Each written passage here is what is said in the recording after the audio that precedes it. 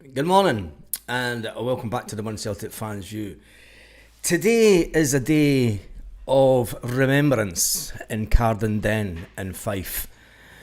It's the day that the John Thompson Celtic supporters bus in Cardenden will gather to remember the historic, heroic goalkeeper who tragically died on the 5th of September 1931, aged just 22. He suffered a head injury with a Rangers player, and it ultimately cost him his life playing for Celtic. Something that's never been forgotten over the years.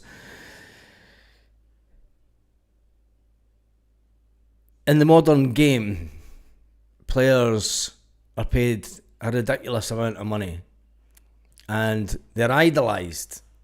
Some quite rightly so, some maybe not so. But when you have a goalkeeper that passes, known for his bravery in front of goals, I know that the guys in Cardenden this morning will do what they do every year and visit his graveside every single year without fail. Every year. There will be some noticeable absentees this year from the proceedings. People like Davy Potter, Celtic historian, will not be there. But there will be a lot of people from the community that pay homage to John Thompson. Rest in peace. And we never forget. We never forget. Anyway, and what we never forget is the border cunts. Sorry, is it too early for the C word? Is it too early for the C word, or is it let's get on with it. There's lots to talk about this morning, so make sure that you watch the video right through to the end. Charlie Mulgrew, we'll start with Charlie because that's how the video is. It's Charlie Mulgrew. We'll talk about this young lad in a minute or two because I think he's got a fantastic opportunity.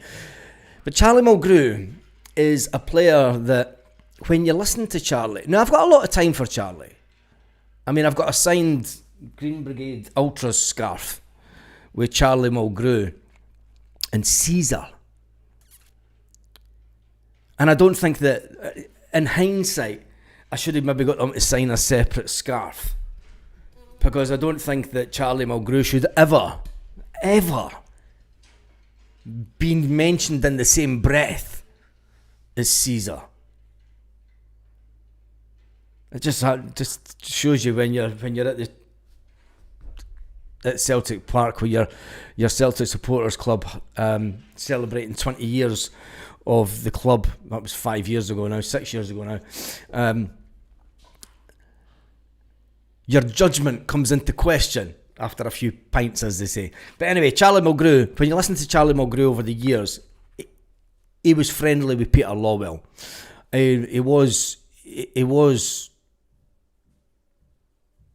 He knew that he calls him boss.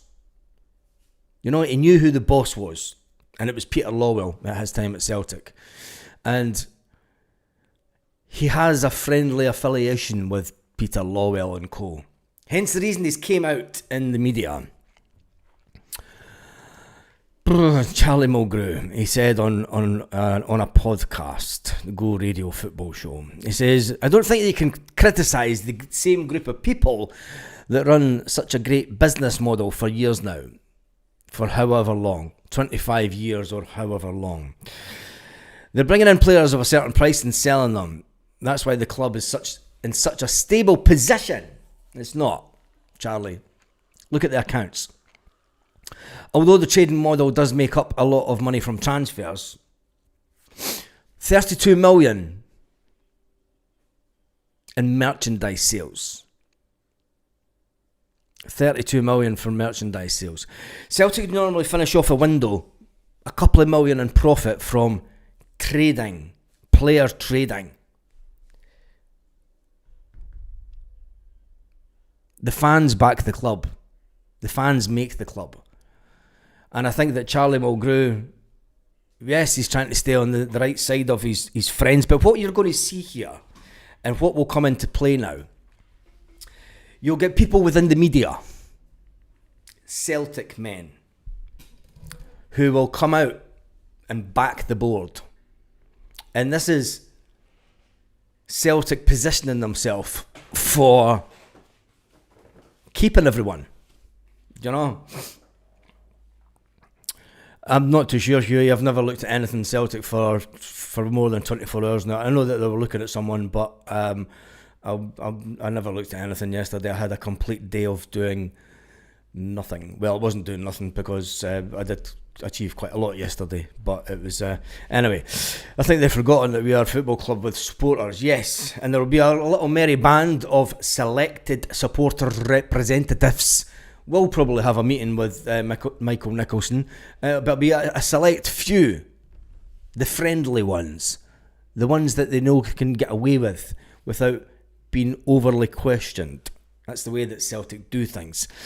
This is the Peter Lawwell school of management that you'll see come into play now. What you'll see over the next, and this is just my prediction, but this is what you'll see over the next week or so, next couple of weeks, will look very similar to anything that Lawwell done. Because Lawwell will close ranks and he'll be like, come here, mate, come here. Look, this is how we need to sort this. And everything will be orchestrated to make sure that the boards are looking fantastic. And yes, they'll answer a limited amount of questions, but the response will be very, very political and vague. Mark my words. It'll be political and vague to appease this said audience with our glorious leader. But is Charlie Mulgrew? Charlie Mulgrew went on saying, now I can understand being a Celtic fan myself. I want to see signings come in the door. I'd love to let myself just say, yeah, the first day of August, you want to see 5, 10, 15 millions getting thrown at teams. But the reality is, it's not the way the game works. Obviously, Celtic are hard negotiators. Come on, Charlie, there's hard negotiators and there's picking up the phone when somebody's trying to offer you £3 million for Yang. If somebody's on the phone to me saying, mate, I just need this signature and I'll put £3 million in your bank, you don't tell your PA. Listen, I've worked in that environment. When I was Duncan Bannatyne's sales and marketing manager for one of his clubs, and the phone would go and it would be his PA. They never phone you. They never pick up the phone. They get the PA to phone you. And it's like the phone goes and it's like, and you're like, oh, for fuck's sake, what's this cunt on? And then the PA sort of runs through what's going to happen. And then the PA sort of briefs you on the conversation that's about to take place. So you better make sure that you have all the fucking knowledge. And that's the way that these people work. It's all laid out. It's all planned. You know, there's no off-the-cuff comments. There's no off-the-cuff thinking. But Charlie Mulgrew, he says, Celtic negotiators may be harder on other teams and are getting a bit of stick. But listen, it's the way they negotiate. It's the way they've always done it. We can sit about and moan, but it's just the Celtic way they operate. Now, if you think that's acceptable enough, then Charlie, soup taker. Never thought I'd call Charlie Mulgrew a soup taker. And somebody will get upset about that this morning. Of course they will. I mean, there's always people that will get upset about things and opinions. It is all about opinions. But what do you do? What do you do? Unity. It says on the thumbnail. It's got some Japanese writing for you this morning. Some Japanese proverbs. And the first one is unity is strength. And it is. The unity of the fan base at this point, it needs to be solid going forward. And, you know, yeah, he's just pissed because Brendan got rid of him. That's going up on the screen. Morning, Charlie, if you're watching. He won't be because he doesn't watch fan media at all. Any type of Celtic stuff. He just lives in his bubble. Anyway, let's move on, because absolutely fantastic news that this young man, Colby Donovan, yes, that he is brimming with confidence. Now, I love the way that some of the mainstream media are now running stories that Donovan ready for Celtic after thrilling Brendan Rodgers talk. We all know that the young player was getting ready to be loaned out to, I think it was maybe Dundee or Dundee United. It was well spoken about within the powers of be that at corridors of Celtic B team. And it wasn't going to get much game time because we had obviously Alistair Johnston and the man that's standing next to him, the Bricky. You're fucking going through that war, son. I'll show you how to do hard work. You stand by me, son, and we'll fucking do it together, right? But anyway, this young man is a bright spark in Celtic's future. And I said before the end of the closing window that it was obvious that he was going to stay due to the fact that Celtic, Brendan Rodgers come out and said that they were not going to dive into the transfer market due to the fact that they have a fantastic player coming through the system. And I said that I hope this is his Liam Scales moment. When Liam Scales was getting ready to wave, see you later, I'm way up to Sheep Shaggers Land. When he was ready to look after... when Charlie fucking Mulgrew, get him out your head, Baz. When Liam Scales, Charlie Mulgrew was obviously at Aberdeen also, and then came back to Celtic. When Mulgrew... fuck Mulgrew. With Liam Scales. See, this is the thing when you do lives. When I'm re-recording this, I can cancel all this out. But we just roll with it because it's reality of the Celtic situation. So when Liam Scales was going to go up to Aberdeen and was recalled due to the fact of injuries, it's fucking crashing the mic and everything. It's bomb scare today. He had a fantastic season and he's grown in strength. And I think that this is his season. This will be the season that he throws the gauntlet down to Tony Ralston, who has had to pull out of the Scotland squad due to a little bit of a niggle. I think that he's going to push Tony even further. And Tony will be fair play, young man. Do you know? Because I've done that. And I think that he'll be sitting and he'll be like, do you know what? If you keep me out the team, fair play to you, young man. Because that's what it's all about in this game. It's about the next gen coming through. The next generation of Celtic-minded people, Celtic players. Never mind all these fancy names like Shin Yamada and Daisen Maeda and, you know, players like that. They're journeymen in the history of Celtic Football Club. This young man, that side, this young man will be with us for a long time. A bit like Dane Murray. Dane Murray, who raised a few eyebrows this week also by being named in the Europa League squad ahead of a player that's probably on a much bigger wage than him in Jamal Simpson-Puzzi. Well, but I think that it's credit where credit is due. And the likes of this young man, the likes of Dane Murray, and then the next one I want to talk about, Johnny Kenny. Johnny Kenny kept Shin Yamada out the European team squad.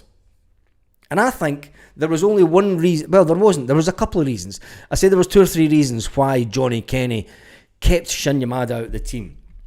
I've said for long enough that he is he was. We need to speak past tense because it's happened. He's gone. He's left the building. No more abuse for Radamida. He is. He's in Wales.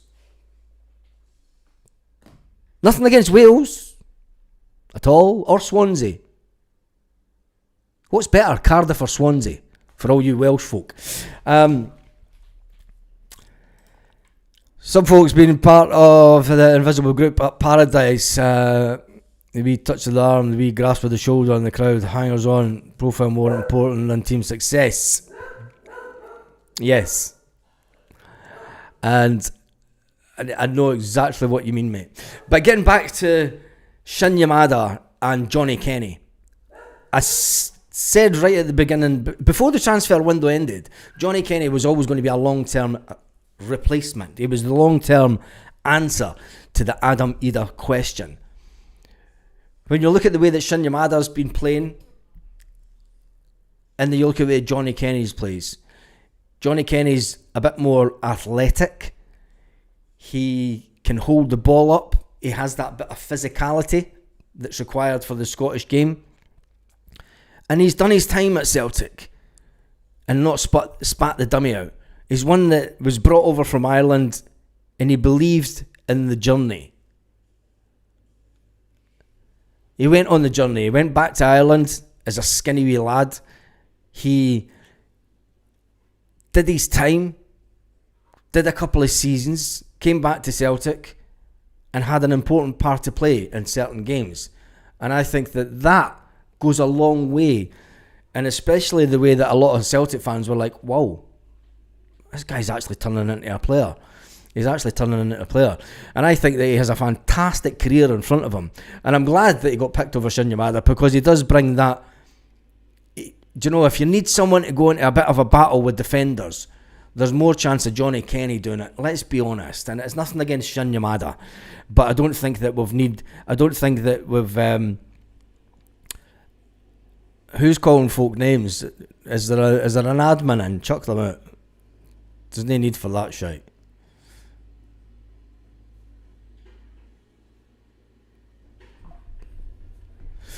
But anyway, Lanky, who's that? I'm fucking not even interested this morning. Far too much time. So anyway, I do feel sorry for Shin Yamada. He was brought in as the next Kyogo Furuhashi, but early on it's just not worked out for him, and I can understand why that Celtic need a little bit of a taller, more physical, something a little bit different up front, and your man was always going to get that gig. He's maybe getting it a year ahead of schedule, I will say that.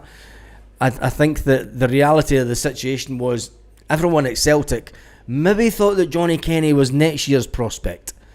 Do you know, to go out, get some game time, come back an even better player, having played more first team games. But it's the situation that we find ourselves in, and I think it's absolutely fantastic myself. Right, even though it's international weekend, there is still some Celtic to talk about. Yes, it's the Legends game, Manchester United against Celtic against Manchester United. And whilst some of the Manchester United legends, I mean, I think Michael Carrick's, maybe Darren Fletcher, Lewis Saha. I mean, it's not for me, like, it's not a great Manchester United team that's coming up. Is it really? Let's be honest. It isn't. But the Celtic team, this is what all you wanted to hear, because I hope that there's a good crowd for this, because there's one man specifically in this team that we should all adore. And I don't think I wanna be. It's not Edward. No, it's not. It is Tam fucking Rodgick. Take to the pitch at Celtic Park. And this is your stadium, mate. Tam Rodgick is back. Never mind Scott McDonald. Never mind Van Gooreheswink. Van Gooreheswink. Or Giorgio Samaras, who, for me, after sitting down on his arse that time against, was it Ross County at Hampden Park, throwing his arms up in the air, should never have played for Celtic again, but he scored some cracking goals against the Huns. Joe Ledley, Sean Maloney, but let's start right at the back. Joe Hart comes back to Celtic Park, and I just hope that Michael, I was going to say Michael Schumacher, what the fuck? Kasper Schmeichel. This is going on this morning. Take a day off and it's fucking woo. Kasper Schmeichel. I just hope the Kasper Schmeichel isn't there, because if you get Joe Hart and Kasper Schmeichel standing side by side, I mean, Joe Hart's still shredded. Fucking lean, mean, fighting machine. You wouldn't want to, it's like Joe Hart's like,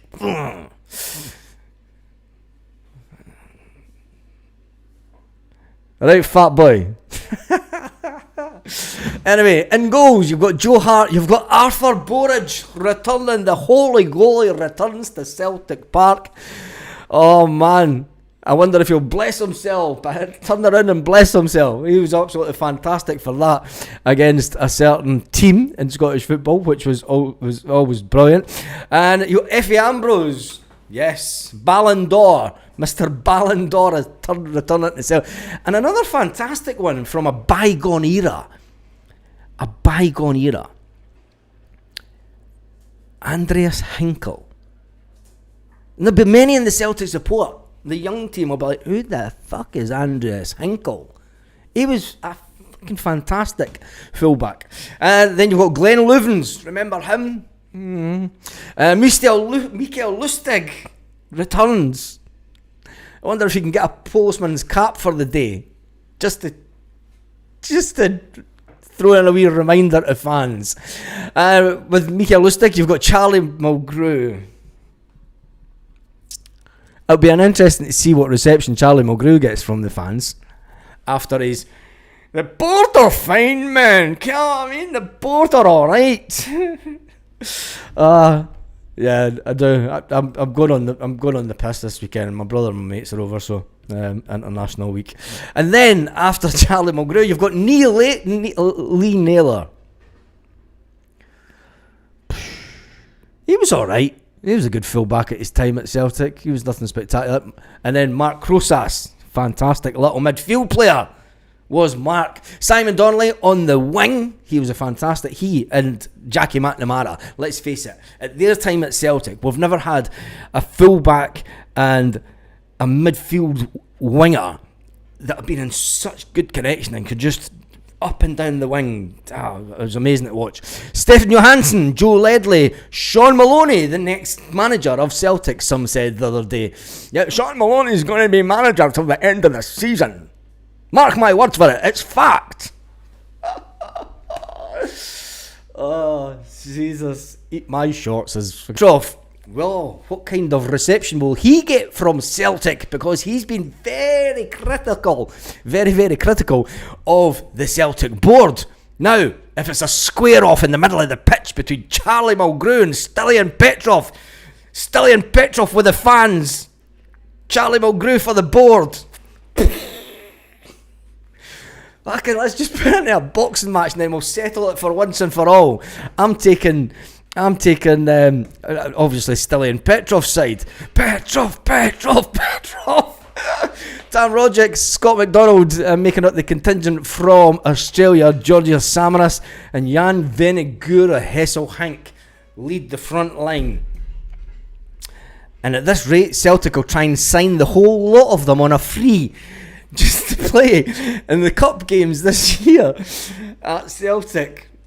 There's no Tom Boyd. I think something's happened there because Tom Boyd was kicked off Celtic telly, and I think he's maybe too opinionated. Tam, who has a good family history in Fife as well. Since we started off the video on Fife with the one and only John Thompson, and it's amazing how Tam Boyd has a lot of family from the same area of Fife, the old mining community. Tam Boyd has been to many funerals of family members related to him in that area, and I've been at them as well. It just shows you between that and then Scott Brown. Don't know who's the other one. Was it Ollie Burke? Anyway, Kieran Tierney. Let's finish off talking about the enigma, Kieran Tierney. Is the Scotland captain Andy Robertson's been talking about Kieran Tierney and expects him to bounce back, not only for Scotland but for Celtic. He said that he has he's spilled the beans on Tierney. It's nothing to worry about. It's a contact injury. He joined up with the Scotland squad and he had a scan, and the scan ruled him out for both games. Hurrah! It's disappointing for him. The squad is growing into a massive part of our team. It's great to see KT back playing for Celtic every week. The next step for KT is to play 90 minutes. He knows that. It's getting closer. This contact injury is not a setback for Kieran Tierney. The Scotland captain says that Tierney will be back in the Scotland jersey soon. The timing is unfortunate, but it won't set him back for long. Hopefully in October, he will be back in a Scotland jersey. And that's your Celtic news this morning. It's absolutely fantastic. It is. Let's see what the poll is doing. There's only 172. That went up quick. 172 votes. Do you agree with Charlie Mulgrew? We could see the split happening already. Fucking board are fine. Fucking fans are shite. Board are fine. Fans are shite. What side are you on? I'm with Stilly and Petrol. That'd be a good. If you're ever wanting a one of these celebrity boxing matches, should Celtic just go, fuck it, right? On behalf of the board, with Charlie Mulgrew. On behalf of the fans, Stilly and Petrov. I'm taking Petrov to win, like. I mean, Charlie's a big boy, like. But he's no... I mean, Petrov's got a wee bit more weight about him. That punch. Huge gamble bringing KT back. Is it a huge gamble? KT's broken, unfortunately. Robinson's out of contract at the end of the season. Well, let's not even get into transfer talk. Let's put transfer talk to bed. I think that we've all had enough of transfer talk to do transfer talk. Petrov was working his parent skill first. That's a bit low, That's a bit low. That is a bit low. Sorry, mate, but that is a bit low. Anyway, in January, I said bring back KT was a big mistake. 80% of the viewers moaned at my comment. Still stand by it. I can't remember you saying that, mate. But DD said Rodgers will have the final say on signings. Rodgers says he hasn't. Who do you believe? I'm done with transfer talk. I'm done with the whole transfer shenanigans. Because let's just see how this runs out. Let's see how it plays out.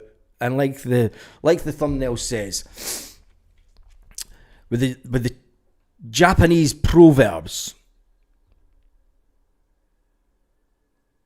unity is strength, and unity is strength. And let's remember those very good mates that will be in Carden Den today. And fair play to you know who you are, lads, and do John Thompson proud. And on that note, with over 900 views in this short time, it's been absolutely fantastic. Let's end the poll. 75% to 25. Let's see how much that. 74%. The nose to the left, the eyes to the right. Fuck off. Anyway, Charlie Mulgrew. Do you agree with Charlie Mulgrew? 74% say no, 25% say yes. 187 votes. Anyway, that's me done and dusted for this morning. I will be back tomorrow morning where we can talk about the excitement of a Legends game. And we might even come live just before the game from a Celtic pub somewhere in the deep darks of Spain. Yes. With my brother and one of my best mates. And we might be pissed. Just a warning. On that note, have an absolutely fantastic day, Celtic fans, wherever you are. All around the world.